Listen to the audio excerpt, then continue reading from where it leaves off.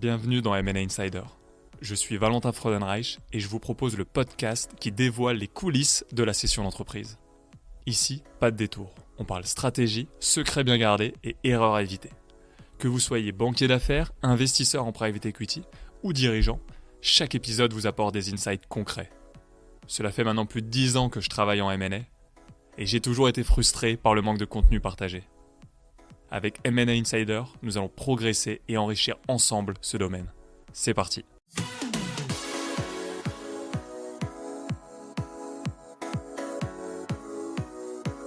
Bonjour Damien. Bonjour Valentin.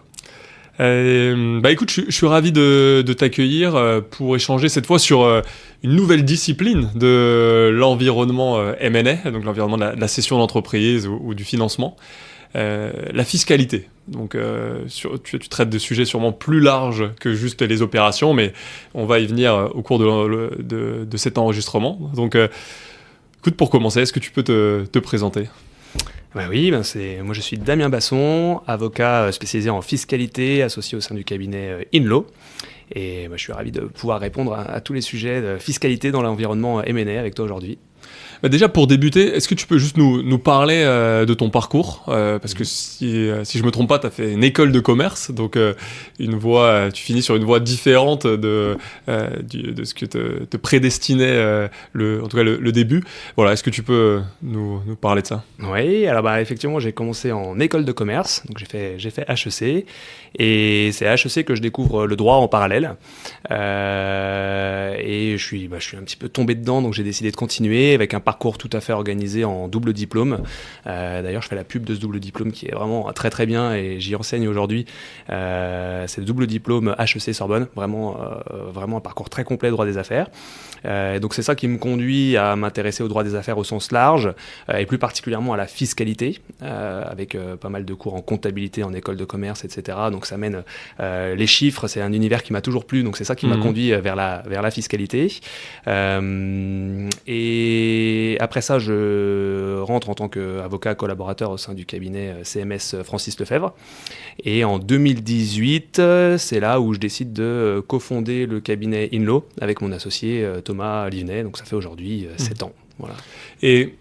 Et pourquoi justement aussi se lancer dans cette aventure entrepreneuriale dans un marché de la fiscalité où j'imagine il y a quand même un sujet de crédibilité qui est très fort et donc qui parfois ne va pas de pair avec l'entrepreneuriat où on est nouveau, on est jeune, il y a une nouvelle marque. Tu citais ton ancien employeur juste avant qui j'imagine amène tout de suite beaucoup plus de crédibilité. Comment tu vois toi ce sujet et comment tu l'as traité ? Alors déjà, j'ai toujours eu une clientèle personnelle à côté de ça. Ça fait partie du métier d'avocat. En fait, même quand on est collaborateur pour un gros cabinet, on a la possibilité d'avoir une clientèle personnelle parce qu'on n'est pas salarié. En fait, on est BNC, freelance quelque part.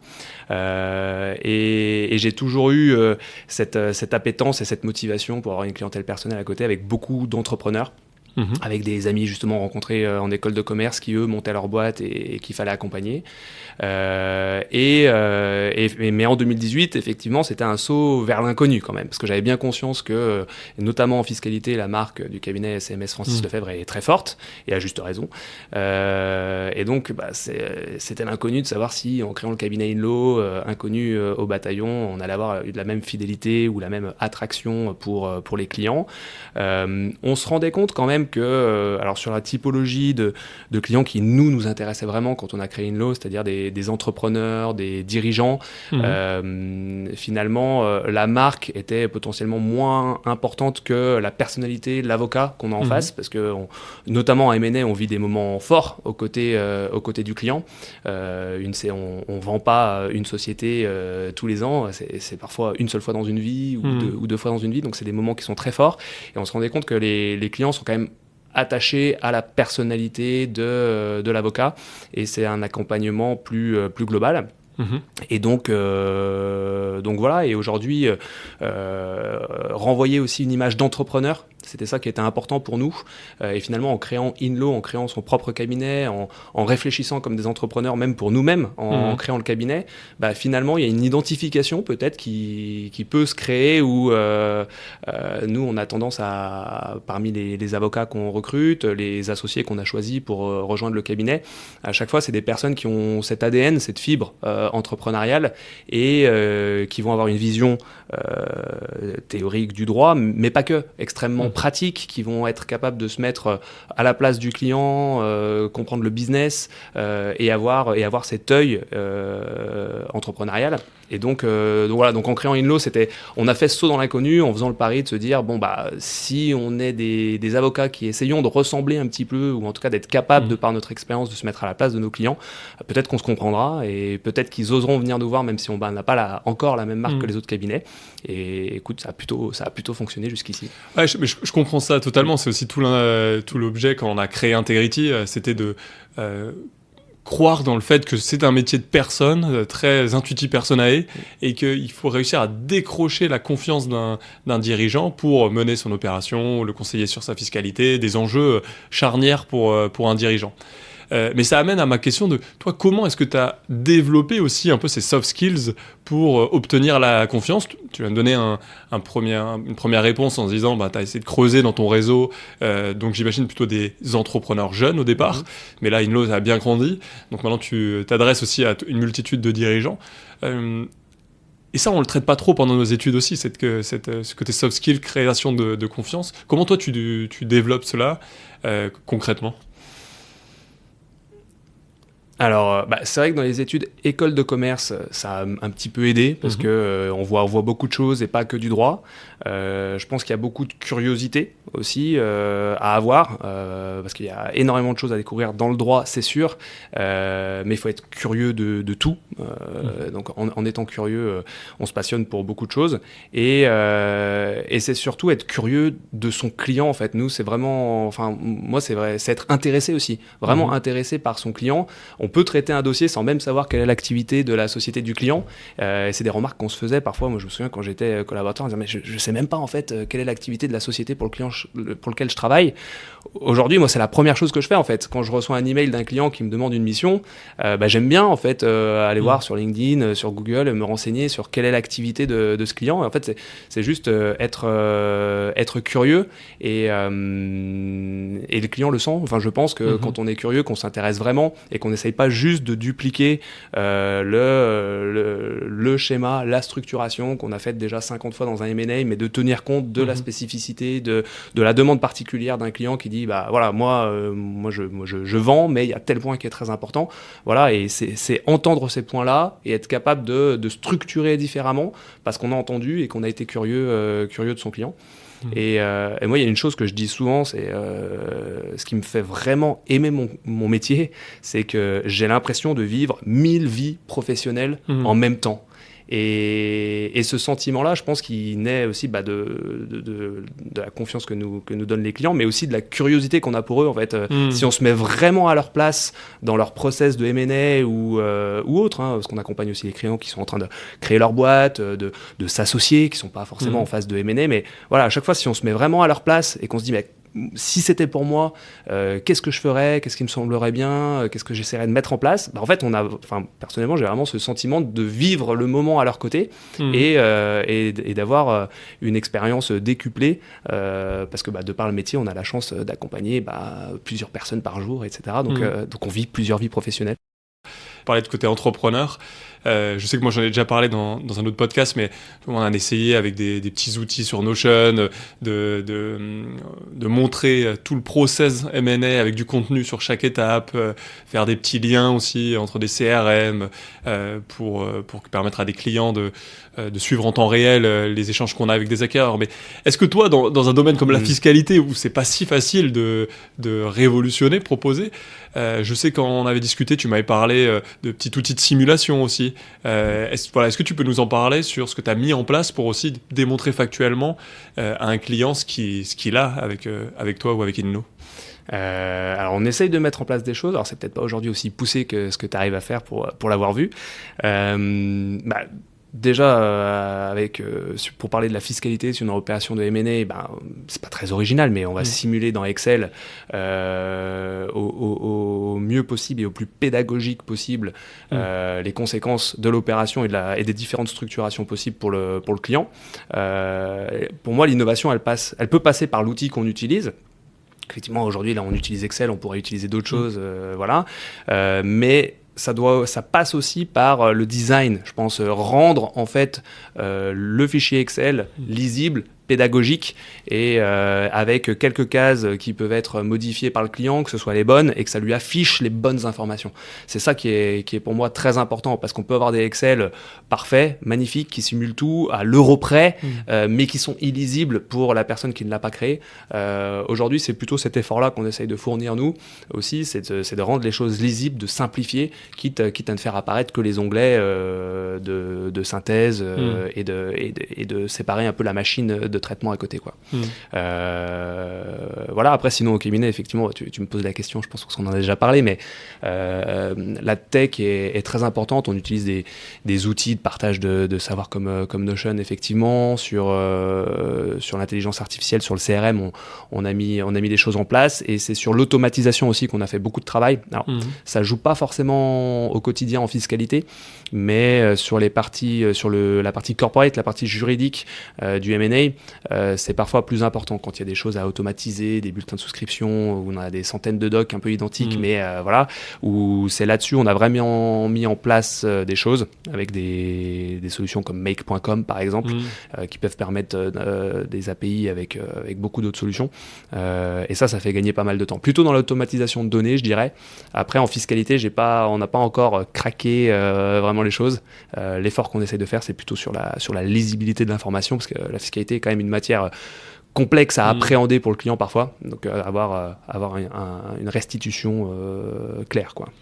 Mais ça, je suis super d'accord avec toi, parce que je pense, d'ailleurs comme toi encore, on traite avec des dirigeants actionnaires qui ont fait ce genre d'opération une fois ou 2-3 fois si on parle de levée de fonds, donc il faut que ça soit pédagogique, il faut que ça soit lisible, parce qu'ils n'ont pas fait ça une dizaine de fois pour savoir où chercher eux-mêmes facilement.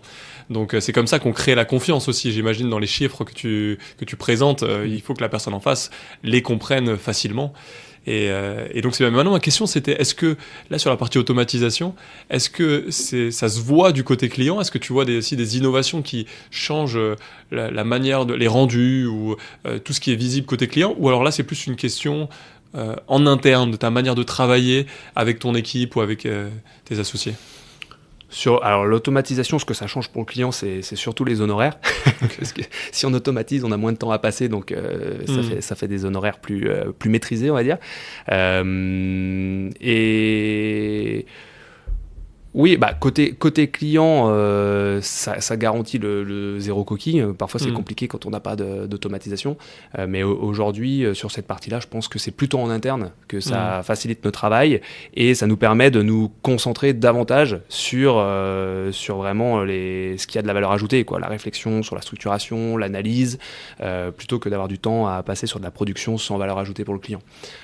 Et peut-être que c'est ça que sentent les clients aussi, c'est des avocats peut-être plus disponibles, plus réactifs, parce que quand on approche d'un closing, notre temps est pas intégralement dédié à la production de la documentation qui n'a pas de valeur ajoutée pour lui, alors que c'est dans ces derniers moments parfois où il y a des questions qui surgissent et où il faut savoir être réactif. Donc c'est vrai que grâce à l'automatisation, ça nous permet de garder ce temps de réactivité peut-être, et de vraie réflexion, quoi. Et si on arrive vraiment dans ton cœur d'expertise, la fiscalité, est-ce que tu peux nous amener pas à pas pour qu'on comprenne ce que ça change, ce que tu fais, qu'est-ce qui change fondamentalement après pour un dirigeant en fonction des options choisies?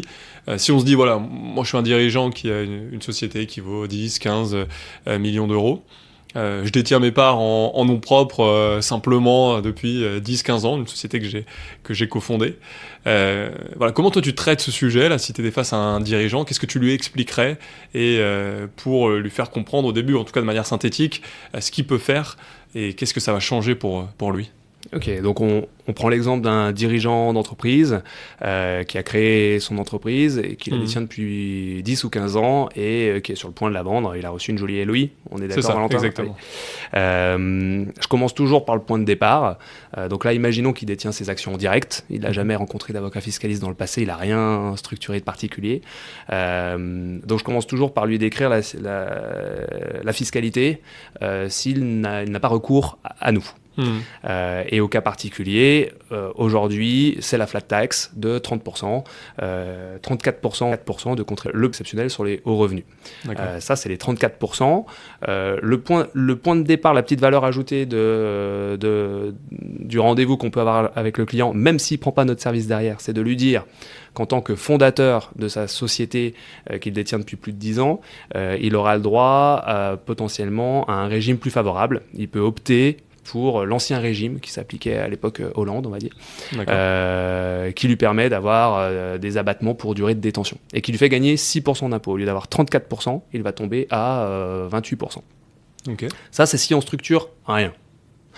Il vend en l'état ses titres en direct, il fait sa déclaration d'impôt l'année qui suit, il sera à 34%, 28% s'il opte pour l'abattement pour durée de détention.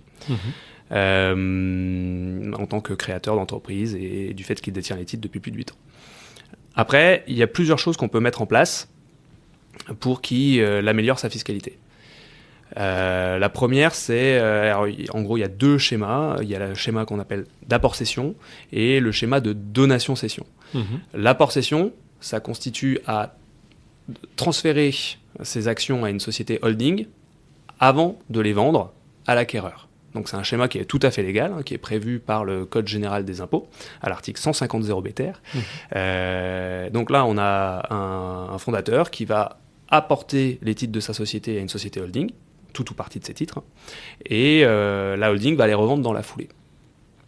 En faisant ça, le fondateur efface totalement son imposition, sous réserve, et il y a une contrainte qui est quand même forte, sous réserve que sa holding réinvestisse au moins 60% du prix de la cession dans certains actifs éligibles. On pourra en parler si tu souhaites. On peut s'arrêter là-dessus, parce que souvent, après, ça va être la grosse composante de ce sujet. Quels sont les actifs éligibles à date, en tout cas ?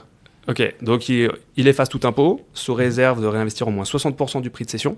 Donc vous avez compris que pour éviter une imposition à 34% ou 28%, il va devoir remettre à risque via sa holding en réinvestissant 60%. Donc on remet à risque 60% pour économiser 28%, d'accord ? Donc il faut bien choisir ces actifs éligibles. Et alors, les actifs éligibles, on ne peut pas faire de l'acquisition immobilière pour faire de la location passive, y compris meublée. Ça, c'est pas possible, ça fonctionne pas.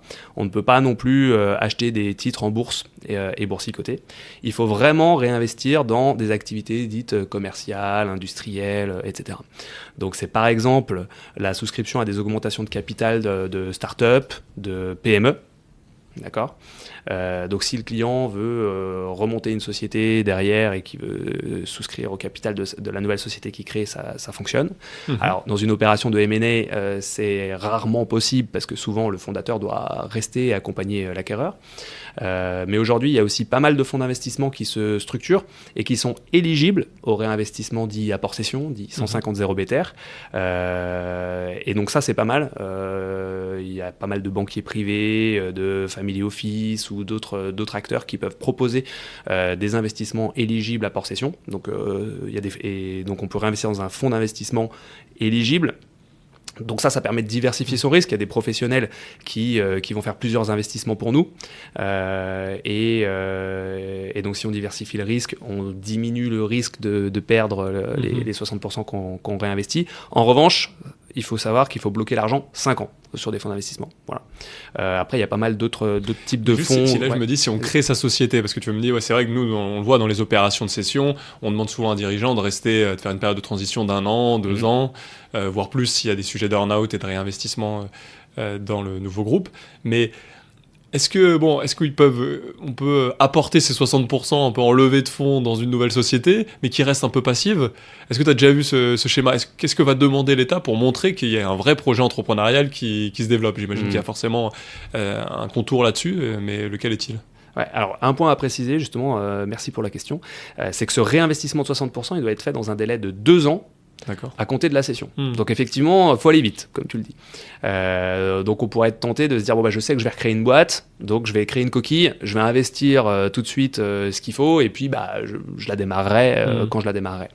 À la lettre des textes, ça peut fonctionner, puisque le texte de loi nous demande juste de réinvestir au moins 60% dans une société qui a cette activité. Donc on pourrait la démarrer et puis la laisser vivoter le temps de la rejoindre plus tard.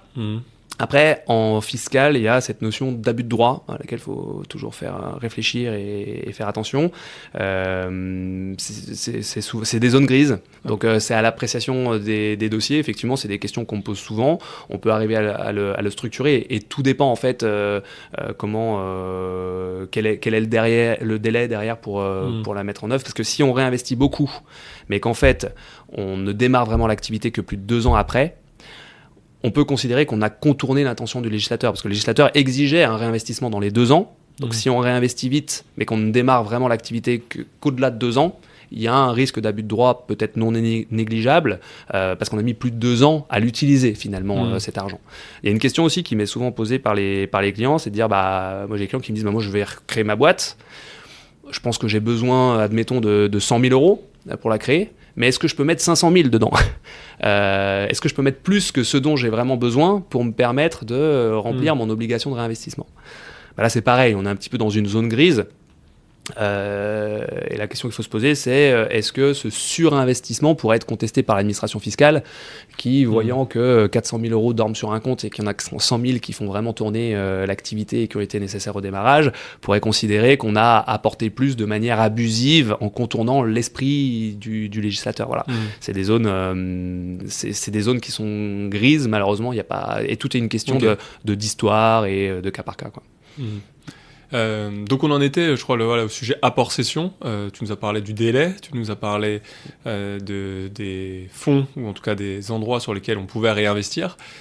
Si on peut reprendre, si j'arrive à revenir sur le fil de ta discussion, parce que là, il y avait un deuxième aspect, je crois, donation-cession, ou peut-être que tu avais encore quelque chose à dire sur l'apport-cession. Ça allait peut-être justement conclure sur ce que ça apportait, en fait. Voilà, si on conclut sur l'apport-cession, donc c'est un schéma très intéressant en France, qui est envié par beaucoup de pays dans le monde, parce que vous avez compris que ça permet d'effacer totalement l'impôt en fait, sur la plus-value du fondateur, sous réserve que la holding réinvestisse 60%. Donc c'est une grosse contrainte, mais pour un avantage fiscal qui est extrêmement intéressant, puisqu'il n'y a pas d'impôt du tout. Juste apporter une précision aussi ici, pour conclure peut-être sur l'apport-cession, c'est que l'argent, en revanche, n'est pas dans la poche du fondateur, il est sur un compte bancaire d'une société holding. D'accord ? Et donc, si le fondateur veut un jour récupérer cet argent dans sa poche, il va falloir faire une distribution de dividendes ou une réduction de capital sur la société holding. Et à ce moment-là, il devra payer l'impôt qu'il a évité en faisant la mécanique d'apport-cession.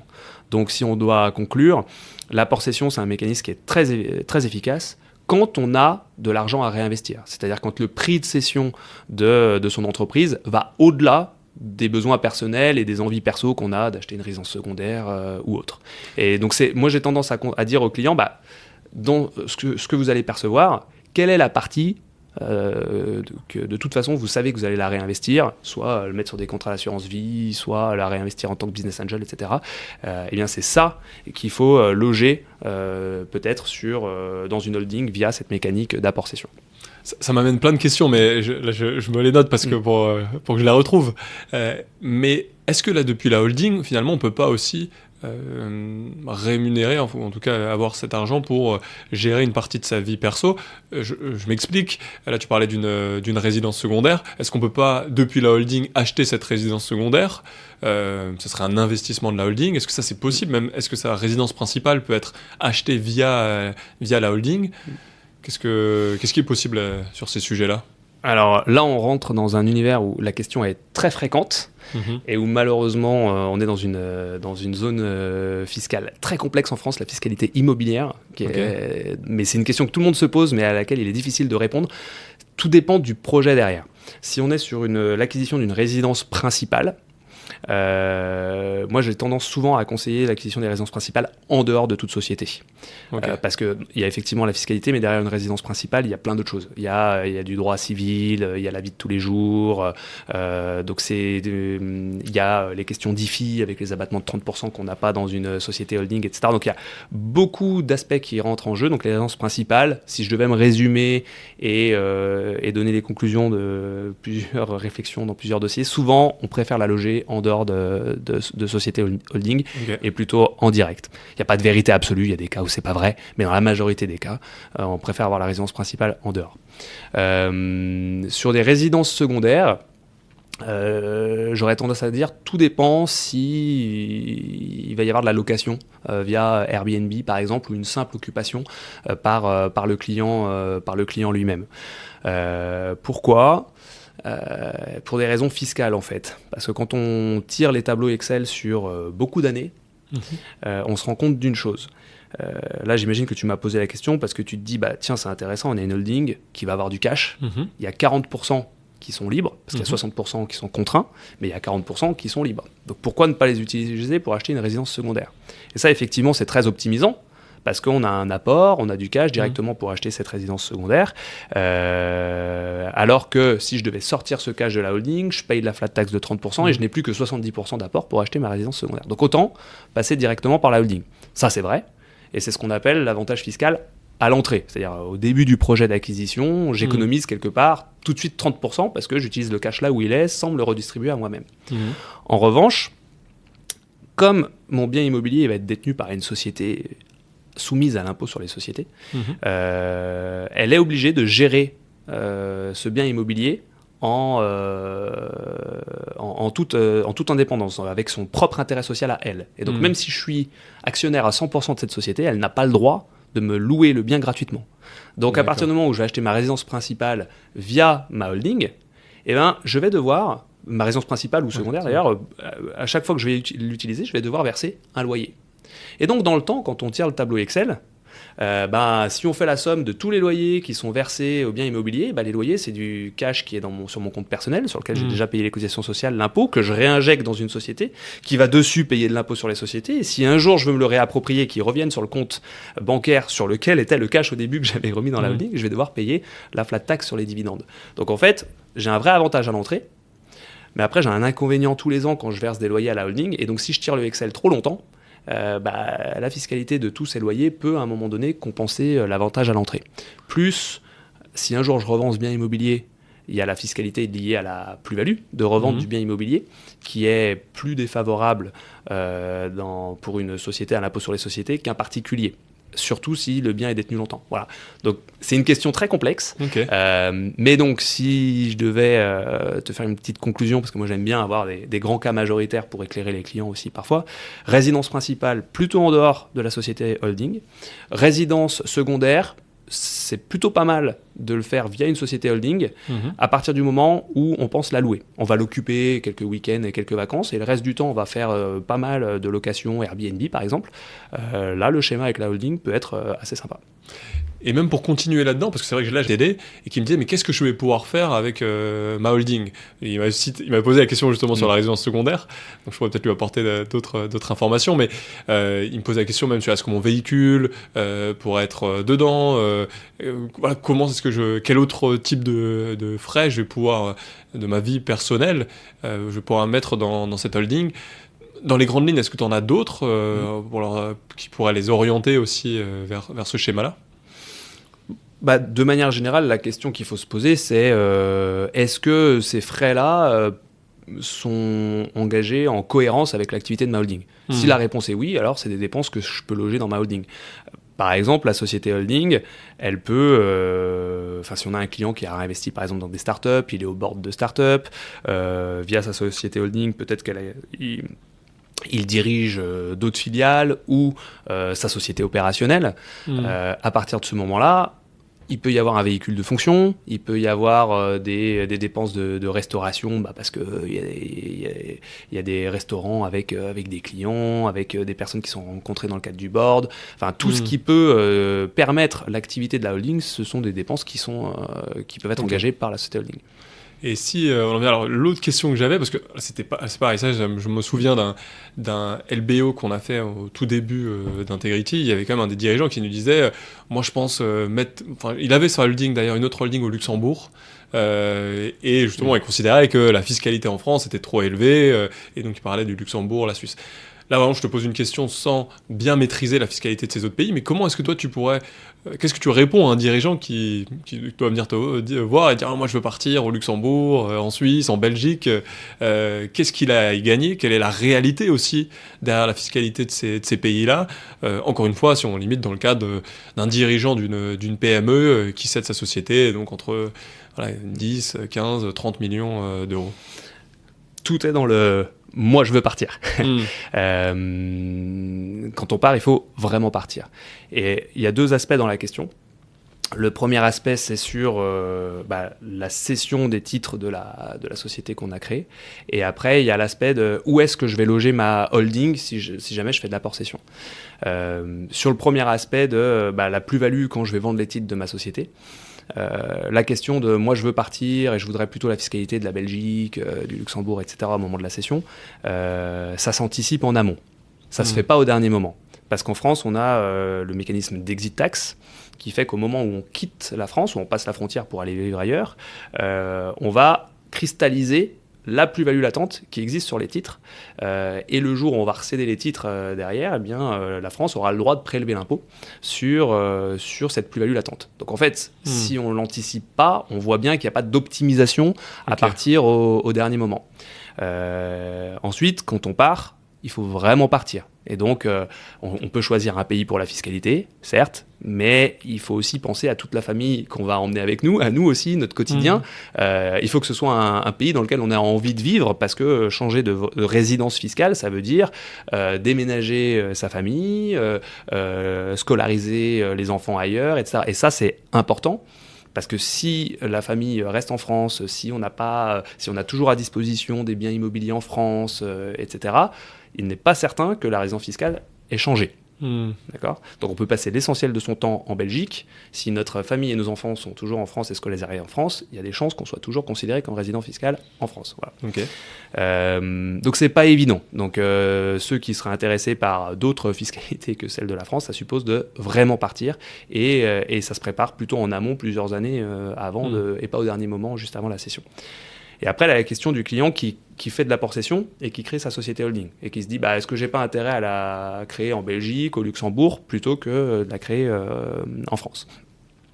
Là, c'est un petit peu, en fait, une société relève de la fiscalité du pays depuis lequel elle est dirigée. C'est pas parce qu'une société sera immatriculée au Luxembourg qu'elle relève nécessairement de la fiscalité du Luxembourg. Les conventions fiscales entre la France et le Luxembourg, pour prendre cet exemple-là, nous disent qu'en fait, la fiscalité, c'est celle de l'État où est le siège de direction effective. Donc, si moi, je crée ma société holding au Luxembourg, mais que je vis à Paris, je fais tout depuis Paris, je fais des DocuSign depuis Paris, et puis vraisemblablement, sur une société holding, il n'y a pas grand-chose à faire, la France peut nous dire, non, mais le siège de direction effective de cette société est en France. Et donc, il faut déposer des liasses fiscales en France et payer son impôt en France. Donc, on en arrive toujours à la même conclusion, c'est qu'il faut vraiment se déplacer vers un autre pays. Ou alors, après, c'est des sociétés. On peut toujours vivre en France, mais là, ça suppose d'avoir une équipe. On peut avoir une société au Luxembourg, ça peut tout à fait avoir du sens, même en tant que résident fiscal en France, d'avoir une holding au Luxembourg. Si on veut investir dans plusieurs pays d'Europe, le Luxembourg, pour des raisons juridiques et autres, peut être tout à fait indiqué, au-delà des raisons fiscales. Mais ça suppose d'avoir une vraie équipe, au-delà de nous seuls, qui résider au Luxembourg, être dans les bureaux au Luxembourg de la société pour gérer en fait les actifs de cette société. Donc ça s'organise. Ok. Très bien. Et si on en revient donc alors là, la deuxième partie, la donation-cession, ça a l'air d'être dans la même logique, mais avoir un lien, je pense, avec la donation, peut-être un lien familial. Est-ce que tu peux nous en parler ? Oui, alors la donation-cession, pareil, hein, c'est un mécanisme qui est tout à fait légal et connu. Ça consiste à transmettre une partie de nos actions à notre épouse ou époux, si on est marié en séparation de biens, ou à nos enfants, avant de céder. Et donc comment ça se passe? C'est que, on va aller devant un notaire, on va signer un acte de donation qui va porter sur les titres de notre société. On va payer des droits de donation. Et ensuite, c'est le bénéficiaire de la donation, donc l'épouse, l'époux ou les enfants, qui vont revendre ces titres. Donc bien sûr, juridiquement, dans la donation, les bénéficiaires de la donation s'engagent à les revendre, hein, parce que l'acquéreur veut quand même être sûr que même si on les transfère, il va pouvoir les acheter.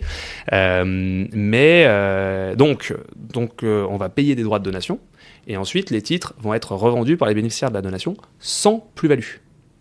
Si je donne par exemple 100 000 euros à mon fils, des titres d'une valeur de 100 000 euros au global, on va payer les droits de donation sur 100 000 euros. Et donc ensuite, lui, son prix d'acquisition, ça va être la valeur des titres au jour de la donation. Donc quand il revend pour 100 000 euros dans la foulée, il y a zéro plus-value, donc zéro impôt. Et pourquoi ça fonctionne bien, la donation-cession? Parce que les droits de donation, bien souvent, sont inférieurs à la flat tax de 34%, ou 28%. Parce que des parents peuvent donner jusqu'à 100 000 euros par enfant sans qu'il y ait aucun droit de donation. C'est ce qu'on appelle l'abattement de 100 000 euros par parent et par enfant. Donc si j'ai jamais fait de donation dans le passé à mon fils, je lui donne 100 000 euros de titre de ma société, on ne va pas payer de droit de donation dessus, parce que j'ai mon abattement de 100 000 euros. Et lui, ensuite, il va revendre sans aucun droit de donation. Donc de cette manière-là, on a complètement effacé l'impôt sur la plus-value d'un point de vue familial. En revanche, donner ses données, reprendre ses volets. Donc l'acquéreur va verser les 100 000 euros dans le cadre de l'acquisition sur un compte bancaire de mon fils. Et ensuite, il ne faut absolument pas que je me le réapproprie. Sinon, l'administration fiscale aura tous les droits de me dire que j'ai rien donné du tout et qu'il faut que je paye l'impôt comme si je n'avais pas donné. Donc ces 100 000 euros arrivent sur un compte de mon fils. Avec le notaire, avec les banquiers, on peut organiser les choses pour que ça soit bloqué jusqu'à ses 26 ans. Parce que j'ai pas envie qu'à 18 ans, il se sente riche et qu'il abandonne toute étude. Donc voilà, c'est des choses, je dis des 26, mais ça peut être 20 ans, 24 ans, 26 ans. C'est 26 ans maximum. C'est le choix. C'est 26 ans maximum. J'ai jamais vu au-delà, mais je me demande si, en théorie, on pourrait peut-être aller au-delà. Mais en tout cas, jusqu'à 26 ans, ça fonctionne. C'est souvent un âge qu'on met dans les dossiers. Voilà. Et donc on comprend bien. Donc là, c'est plutôt pas mal. Et il y a cet argent-là sur le compte des enfants qu'on peut utiliser derrière pour financer les études, enfin voilà, des choses qui profitent vraiment aux enfants. Et un point qui est important, c'est que, donc là j'ai donné l'exemple de l'abattement de 100 000 euros, où il y a vraiment, c'est l'exemple le plus utopique, hein, il y a zéro imposition, mais ensuite, au-delà de ces 100 000 euros, jusqu'à 650 000 euros de valeur de titre, donc 550 000 euros de plus, au-delà des 100 000 d'abattement, les droits de donation, en moyenne, c'est 20%. Donc ça reste encore intéressant de donner avant de céder, jusqu'à 650 000 euros au global. Parce que les droits de donation, ça sera 20%, à comparer à la flat tax de 34% ou même les 28% de notre fondateur au début de cet épisode.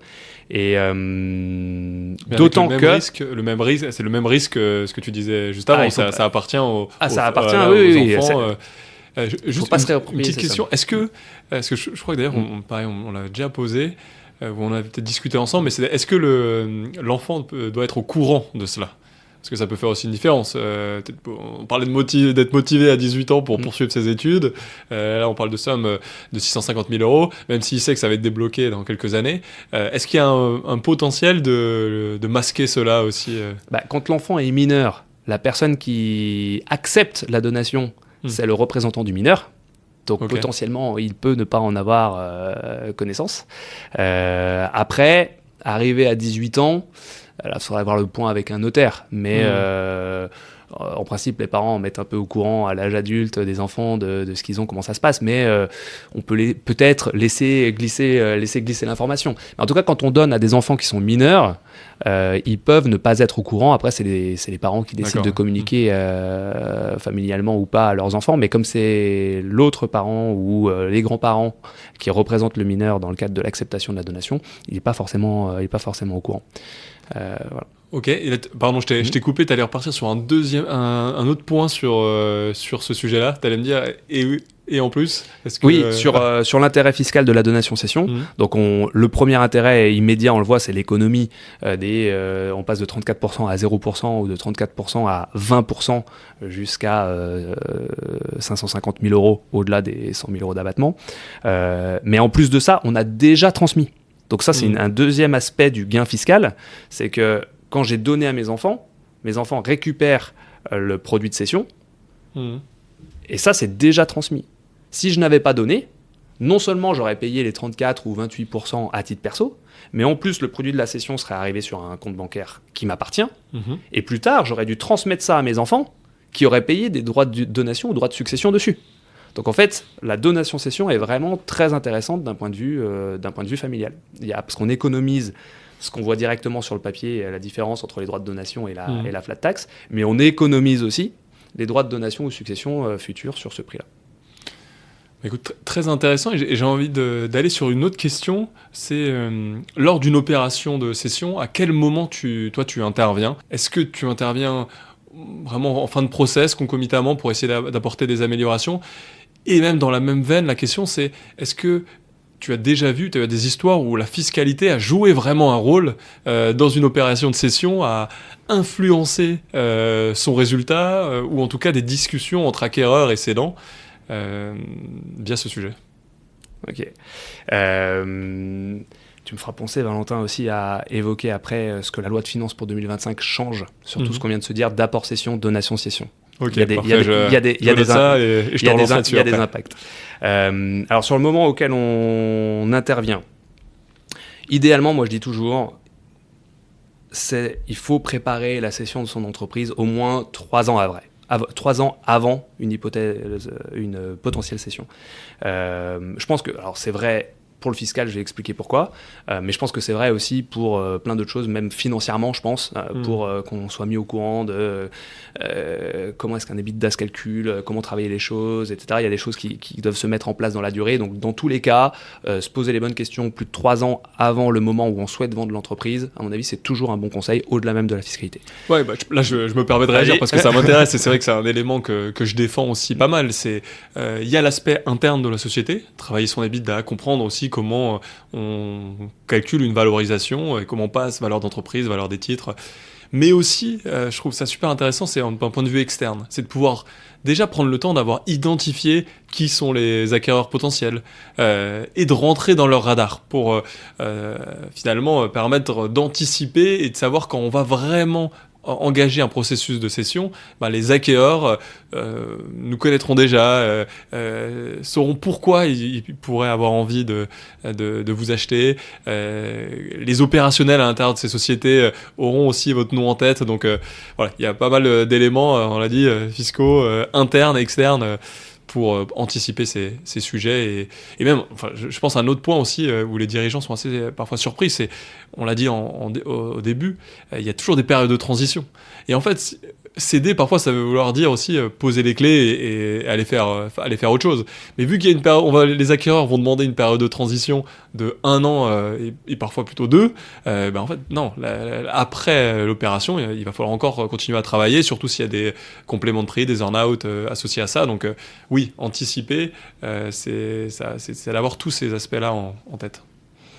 Et il faudra qu'on fasse un atelier sur le sujet, l'anticipation au moins 3 ans avant et expliquer tout. D'un point de vue fiscal, quand on anticipe plus de 3 ans avant, il y a un point qui est assez intéressant, c'est qu'on va pouvoir structurer une holding, en fait, plus de 3 ans avant.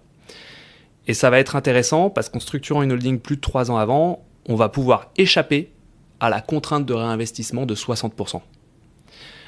Si je rétro-pédale un petit peu sur ce que je disais tout à l'heure, donc on fait l'apport cession, on efface la flat tax sous réserve de réinvestir au moins 60% du produit de cession. Pourquoi on a cette contrainte de réinvestissement de 60% ? Eh bien, c'est parce que l'article 150.0 BTR du Code général des impôts nous dit que quand on apporte les titres à une holding, la plus-value d'apport qui est constatée à ce moment-là, imaginons que j'apporte pour 1 million d'euros de titres à une holding. J'ai une plus-value d'apport, admettons, de 1 million d'euros. Cette plus-value, elle est pas imposée tout de suite. Il y a une neutralité fiscale, ça s'appelle un report d'imposition, parce qu'en échange, on obtient des titres d'une holding, et pas du cash. D'accord ? Mais le texte de loi nous dit que si jamais la holding revend les titres moins de 3 ans après l'apport, eh bien notre report d'imposition dont on bénéficie à titre personnel va tomber et on va devoir payer l'impôt sur notre plus-value d'apport à titre personnel, même si on n'a pas reçu le cash. Parce que, en gros, la philosophie, c'est de se dire, si la holding revend trop vite les titres après l'apport, l'objectif, il était principalement fiscal derrière cette holding, et donc on est sanctionné par l'absence de neutralité fiscale. Sauf si notre holding prend l'engagement de réinvestir dans les 2 ans au moins 60% du prix de cession. Parce qu'à ce moment-là, on aura prouvé notre intention de structurer, en fait, via une holding, des réinvestissements dans l'économie européenne. Et donc, à ce moment-là, le législateur nous permet de maintenir le report d'imposition sur la plus-value d'apport. C'est pour ça que quand on fait un apport cession, comme on revend dans la foulée, donc nécessairement moins de 3 ans après l'apport, on doit absolument réinvestir 60% pour avoir notre neutralité fiscale. Mais maintenant, si on discute avec un vendeur, un fondateur qui souhaite vendre dans plus de 3 ans, on peut lui conseiller d'apporter les titres à sa holding tout de suite. Il va avoir une plus-value d'apport qui sera mise en report d'imposition. Et ensuite, si la holding revend les titres plus de 3 ans après l'apport, on comprend que le texte de loi ne s'appliquera plus à ce moment-là, puisqu'on sera sur une revente plus de 3 ans après l'apport, et il n'y aura aucune contrainte de réinvestissement de 60%. Et donc, la holding va céder les titres, potentiellement avec une plus-value complémentaire par rapport à la valeur des titres au jour de l'apport. D'accord ? Mais cette plus-value complémentaire, elle devrait bénéficier en principe d'un régime assez favorable, voire très favorable, qui est le régime des plus-values long terme. Et donc c'est une taxation à 3% d'impôt sur les sociétés. Donc en fait, en anticipant la holding plus de 3 ans avant la cession, la plus-value complémentaire faite au-delà de la date d'apport à la holding sera imposée à uniquement 3% d'impôt sur les sociétés. Et en plus, on n'aura aucune contrainte de réinvestissement de 60%. L'intégralité du cash reçu, enfin 97% du prix de cession reçu par la holding, sera utilisable librement par le fondateur. Donc c'est pour ça que c'est très intéressant d'anticiper au moins 3 ans avant la société holding. Ok. Et on peut alors passer. Non, je crois que peut-être juste dire que ça s'anticipe, mais donc les régimes, les quelques conditions pour avoir le droit à ce régime de faveur de 3%, parce qu'il est essentiel. Hein. Si on n'a pas le droit à ce régime de faveur et qu'on est taxé à 25% d'impôt sur les sociétés dans la holding, ça sert à rien d'avoir interposé la holding, autant prendre l'imposition en direct en perso.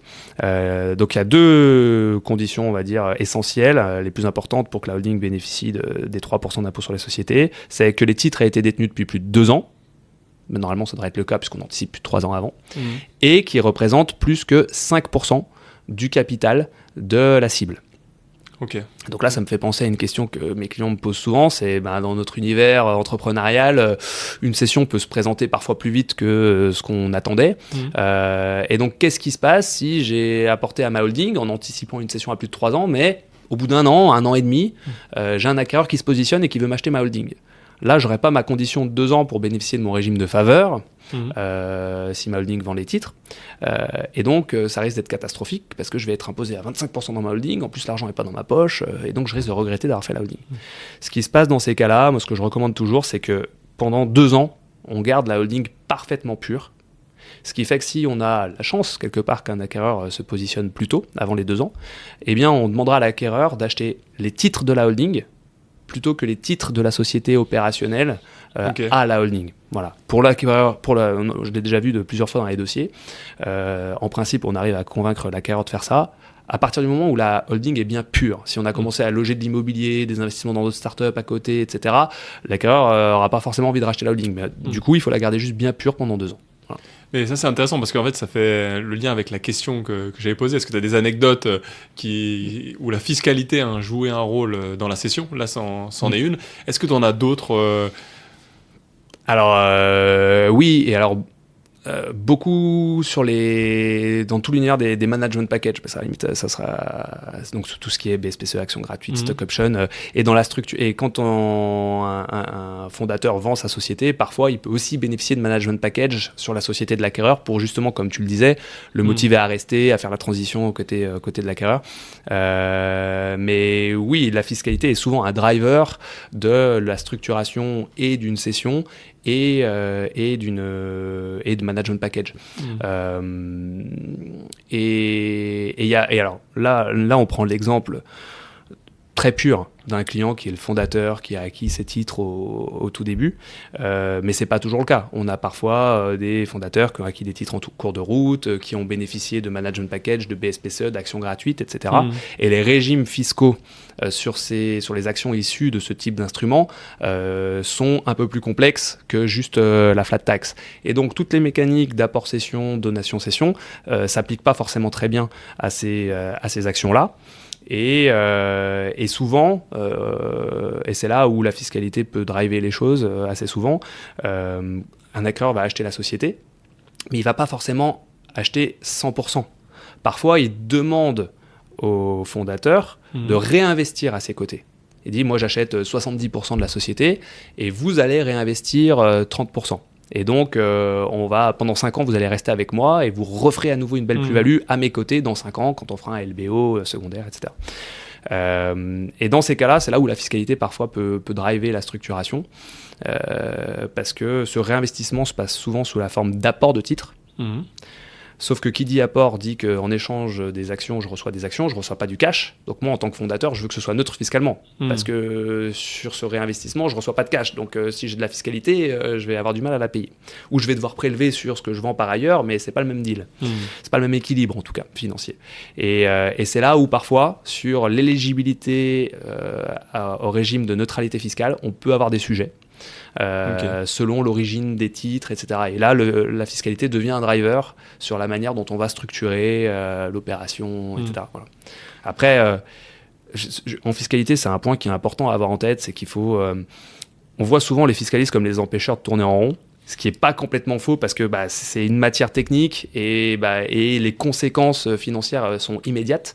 Donc on peut parfois prendre des pincettes et être plutôt ceinture et bretelles et empêcher de faire les opérations. Mais il faut aussi, je pense en tant que fiscaliste, savoir être pragmatique.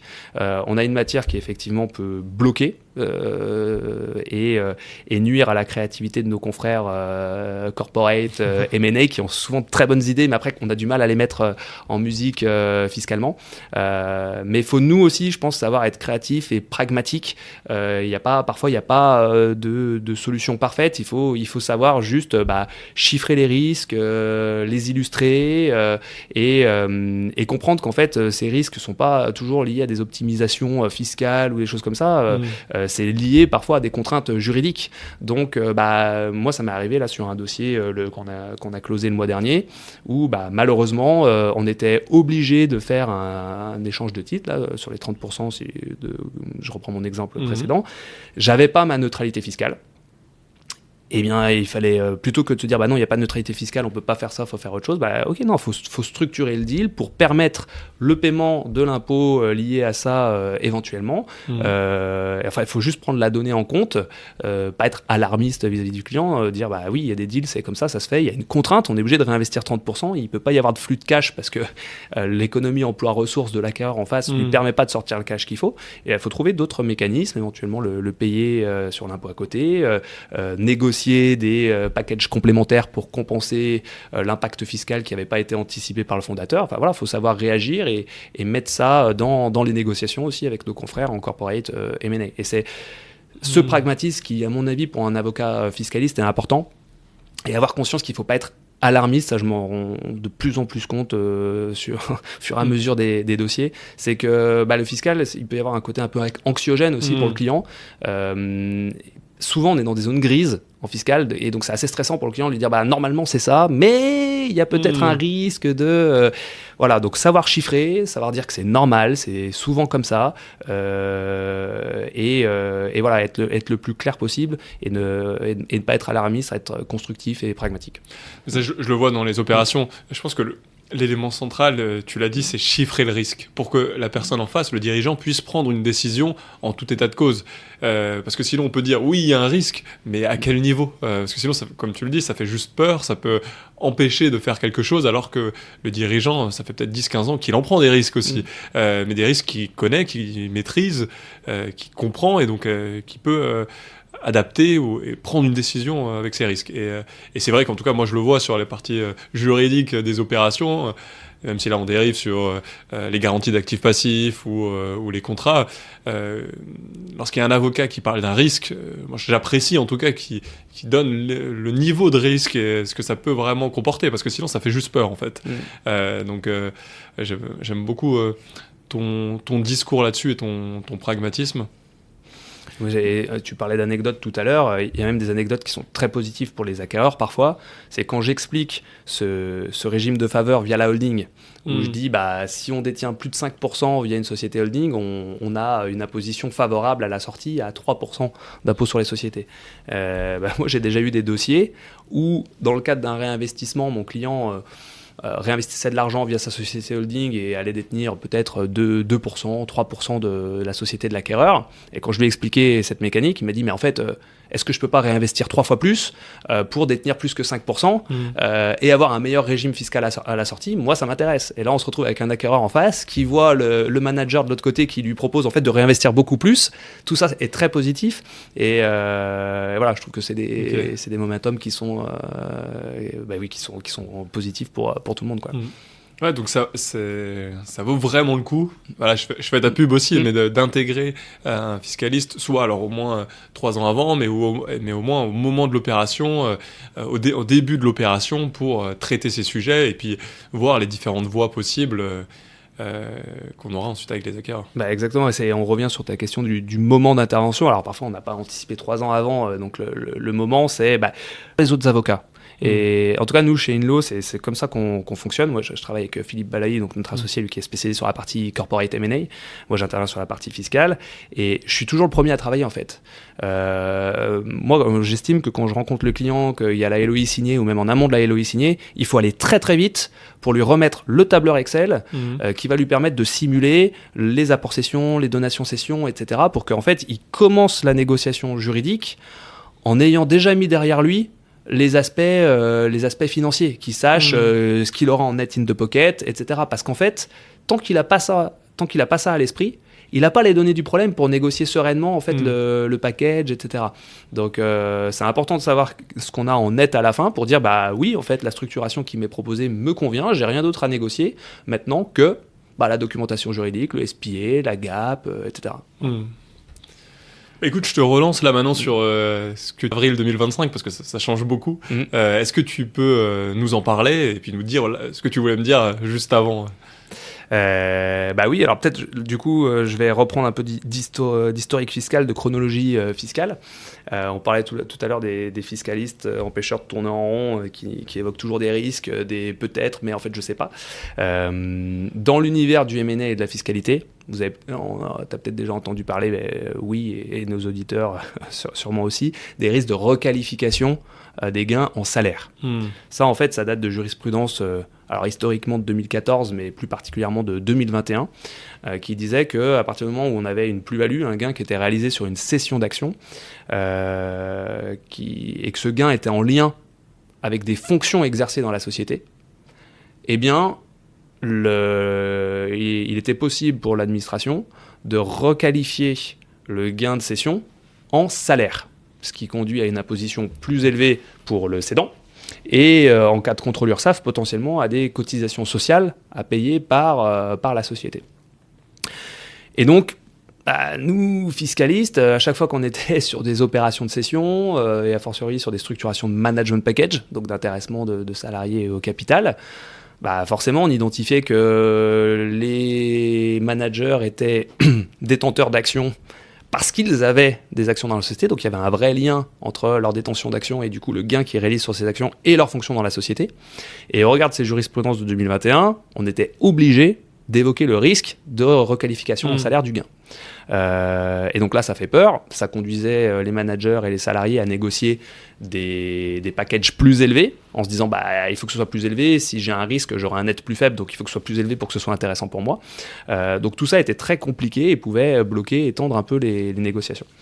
Et donc dans le cadre de la loi de finances pour 2025, alors on entend des choses très négatives sur cette loi de finances. Il y a aussi quand même des choses positives dont on va pouvoir parler. Mais donc là, la loi de finances pour 2025 a essayé de nous poser un cadre sur cette question. Qu'est-ce qui risque d'être requalifié en salaire ? qu'est-ce qui ne risque pas d'être qualifié en salaire et sera donc bien taxé comme de la plus-value. Et en gros, ce que nous a dit le législateur, c'est que à partir du moment où le gain qu'on réalise sur des actions, on le réalise en contrepartie de fonctions exercées dans la société, il est possible qu'une partie de ce gain soit taxée en salaire. D'accord ? Donc le point de départ, c'est identifier si on est en train de réaliser le gain sur nos actions en contrepartie de fonctions dans la société. Donc là, la première chose à dire, c'est que malheureusement, on est toujours dans la même zone grise que les jurisprudences de 2021. Ça veut dire quoi, réaliser un gain en contrepartie de fonctions exercées dans les sociétés ?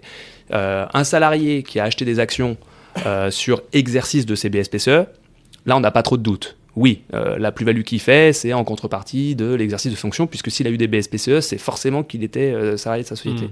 Là où c'est plus flou, c'est pour un fondateur. Un fondateur qui a créé sa boîte au début, donc c'est le premier investisseur finalement dans sa société.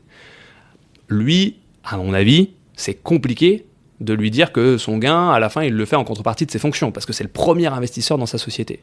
Mais aujourd'hui, on peut avoir un doute, notamment après, s'il a fait des levées de fonds, où il a signé des pactes d'associés avec des clauses qui disent que s'il venait à quitter la société, alors on pourrait lui racheter ses actions avec des décotes par rapport à la vraie valeur de marché.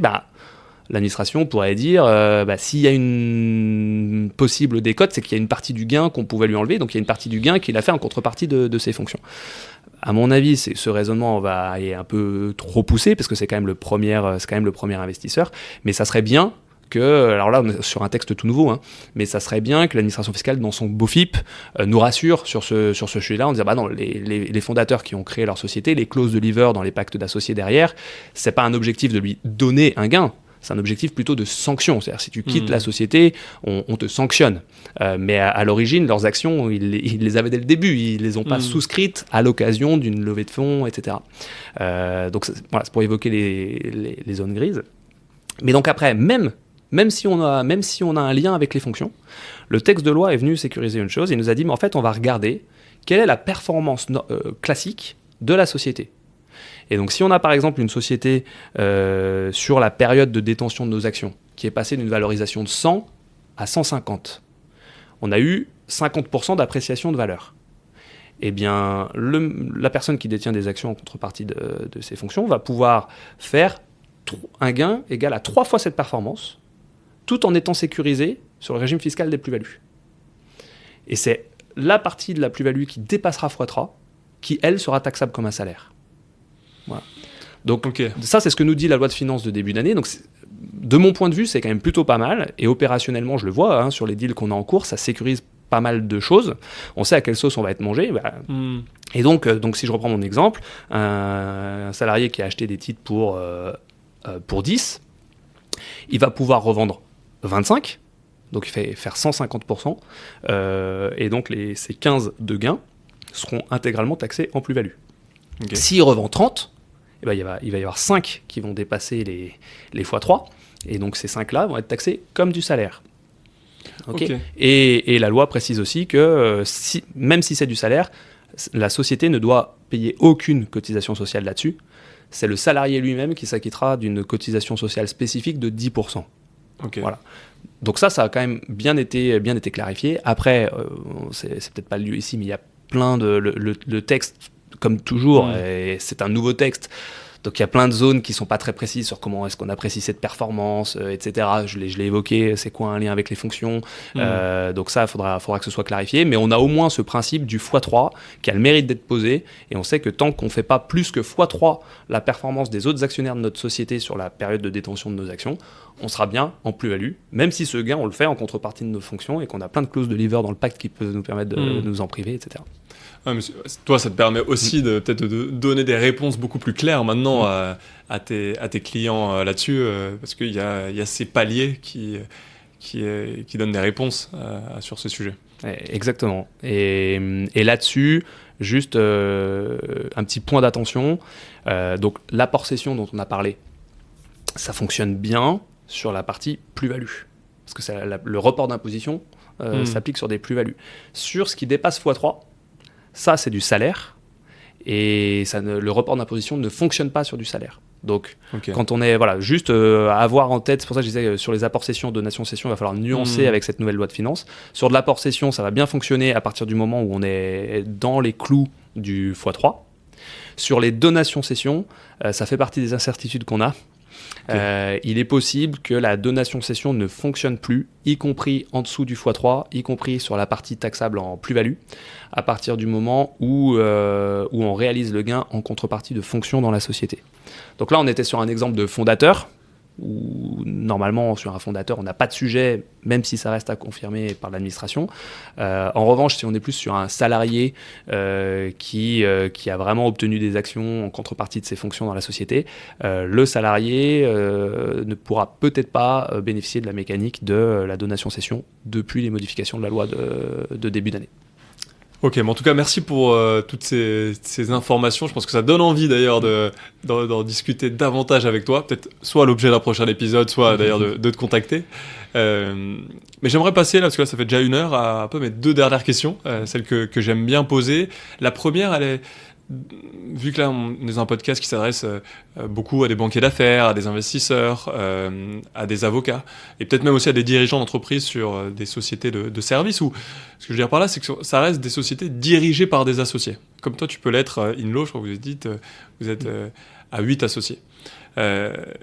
Et donc, ma question, c'est comment est-ce que tu t'organises, comment tu travailles avec tes associés, tant d'ailleurs sur la partie opérationnelle que même peut-être sur la partie répartition financière, tant que ça reste dans la confidentialité, mais pour que tu nous donnes un peu tes bonnes pratiques pour que ça marche, parce que plus j'en parle, plus on voit qu'il n'y a pas de règles et que chaque situation est différente, mais voilà.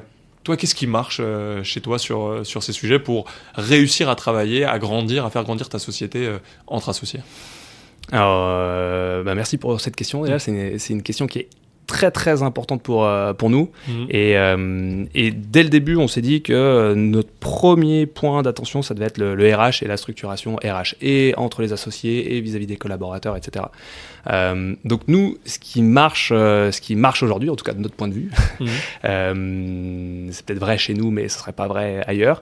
Mais opérationnellement déjà, sur cette partie-là, c'est qu'il faut qu'il y ait une transmission d'informations très efficace, très rapide. Et on s'est beaucoup posé la question sur comment faire ça en fait, parce qu'on le voit sur les opérations de M&A, il faut aller vite. S'il y a une déperdition d'informations, il peut y avoir des erreurs, il peut y avoir un client qui a fait un call la veille avec le corporate M&A qui t'appelle en fiscal le lendemain, t'es pas au courant de ce qui a changé, il peut te le reprocher et c'est normal. Donc en fait, nous, on a résolu le problème avec des open space. En partie, hein, c'est un peu simple, mais aujourd'hui, on a deux open space, ce qui fait qu'on est dans le bain et c'est très facile de communiquer. Parfois, alors on peut s'isoler pour passer des visios, bien sûr, etc. Mais c'est très facile de revenir et dire « Ah tiens, j'ai eu un échange, etc. » plutôt que quand on est dans des bureaux de 25 mètres carrés chacun. Voilà, donc en termes d'honoraires, déjà, ça permet de refacturer moins cher les locaux. Et en termes de gain d'efficacité et de communication, en fait, c'est super. Et pour les collaborateurs stagiaires qui partagent nos bureaux, du coup, vraiment tout le monde est les associés, les collabs, les stagiaires, on est tous dans les mêmes bureaux. En termes de formation, qui du coup montent en compétences plus vite que quand on est un peu plus isolé dans des bureaux et qu'on profite pas de tout ça. Et après, entre associés, nous, on s'est toujours dit que l'indépendance, c'était quelque chose de très important. Donc, on a essayé de trouver un mixte, alors je sais pas, c'est des termes un peu du jargon d'avocat, entre le lockstep et le eat what you kill. Le eat what you kill, c'est chacun a son petit compte de résultats et on va rien partager avec les autres. Si je travaille bien, je serai bien payé. Si je travaille mal, je serai mal payé, mais je m'en fous si les autres travaillent bien ou pas. Et le lockstep, c'est en fait, on est tous dans le même bateau, on va tous se mettre dans le même panier et à la fin, on va partager à têtes égales, même s'il y en a qui ont fait plus de chiffres que les autres. Après, tous les modèles ont leurs plus et leurs moins. Nous, on a essayé d'être entre les deux. C'est-à-dire qu'aujourd'hui, on a un modèle qui permet une grande indépendance et qui permet du coup, on l'espère, une bonne ambiance entre les associés, puisque si une année, un associé veut travailler plus pour gagner plus, le modèle lui le permettra. Et si un associé veut travailler moins, parce qu'il pour des raisons personnelles ou autres, il peut travailler moins, il gagnera un petit peu moins, mais il ne sera pas regardé de travers par les autres associés parce que ça ne va pas les impacter trop directement. correctement. Et en même temps, il faut réussir à trouver le bon équilibre quand même pour avoir la synergie, parce que nous, chez Inlo, c'est important, on a toujours voulu être un cabinet full practice, 360 degrés, et donc pousser le travail ensemble. Et ça se trouve plutôt par le partage de dossiers, l'apport d'affaires entre nous, voilà. Ok, c'est super intéressant, merci pour ta transparence là-dessus. Et le deuxième sujet, c'est l'organisation de tes journées. Encore une fois, je m'explique en direct, mais c'est que nos métiers ont tendance à évoluer aussi. Lorsqu'on est junior, on va être beaucoup dans la prod, sur quelques dossiers, mais on a le temps de se plonger dedans. Finalement, pas tellement d'interaction. Et plus on devient senior, plus on a, finalement, c'est un métier d'interaction avec des clients, avec des partenaires qui sont sur l'opération, avec son équipe aussi. Mais il faut pas perdre le côté le client, il attend ton regard et aussi ta réalisation là-dessus. En tout cas, voilà, je pense que je fais le lien avec ce qu'on fait en banquier d'affaires. Et donc ma question, c'est comment toi maintenant tu t'organises pour maintenir un niveau d'efficacité dans la production tout en ayant des multiples interactions jusqu'à être aujourd'hui là à tourner un podcast. Mais voilà, comment tu organises tes journées? Alors je suis pas sûr d'avoir trouvé la clé magique de cette organisation. Une chose qui est vraie, c'est que tu le disais au début, la marque Inlo aujourd'hui n'a pas la force de frappe d'une marque CMS Francis Lefebvre, etc. Donc il faut d'autant plus redoubler d'attention et de précision dans nos dossiers. C'est-à-dire qu'aujourd'hui, je suis encore pas mal en production parce que le principe, c'est qu'il y a toujours la revue d'un associé avant qu'un dossier parte. Donc, il n'y a pas une question technique qui va être envoyée directement par un collaborateur à un client sans qu'un associé l'ait revue, ce qui force à continuer de produire. Alors, ça rallonge un peu les journées, mais pour nous, aujourd'hui, c'est nécessaire pour maintenir la qualité de service. Et pour la formation aussi des collaborateurs, parce que si on est obligé de revoir et donc on continue de former, etc. Donc je suis quand même toujours beaucoup en production.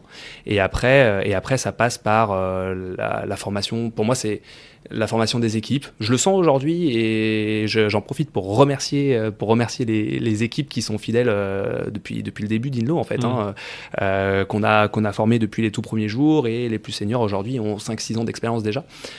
Et donc je sens les fruits aujourd'hui du temps que j'ai passé moi à être formé et de leur fidélité à eux, parce qu'ils sont de plus en plus autonomes sur les dossiers. Même si je relis encore avant que ça parte, en fait, je sais vraiment les parties fondamentales à relire parce que je leur fais confiance sur une de plus en plus grande partie en fait de la documentation des questions, et je me concentre sur l'essentiel. Donc pour moi, la clé, c'est les équipes. Je dirais que c'est le RH. Quand on a un bon socle d'équipe d'RH en qui on a confiance, qu'on a bien formé, qu'on continue de former, c'est ce qui permet derrière après de nous dégager du temps pour être plus dans le commercial, plus dans la relation client, tout en étant serein, parce que c'est ça le plus dur, quand on doit lâcher un peu la production. Si on sent pas un socle fort derrière nous, on perd cette sérénité, et le client le ressent, je pense. Bon, écoute Damien, très bien, un grand merci pour toutes tes réponses. Moi j'ai encore une fois appris plein de choses, donc merci à toi. Merci Valentin, c'était très agréable de discuter avec toi, et on refait ça quand tu veux. Allez, on peut partir sur un deuxième épisode. Je fais un petit message, si le podcast vous plaît et que vous voulez le soutenir, je vous propose de mettre une note sur les plateformes, ça permet de le mettre en valeur, ou de le republier, ou de commenter sur LinkedIn, ça donnera toujours plus de visibilité, et puis c'est motivant pour nous. Merci d'avoir écouté cet épisode. Je compte bien continuer à développer ce projet et le rendre encore plus concret. Prochainement, j'organiserai des événements de networking et des Q&A live. Vous trouverez un lien dans la description pour vous inscrire. En tout cas, si vous avez apprécié cet épisode, laissez une note de 5 étoiles. Cela m'encouragera et aidera le podcast à se faire connaître auprès d'un plus large public. Merci et à bientôt.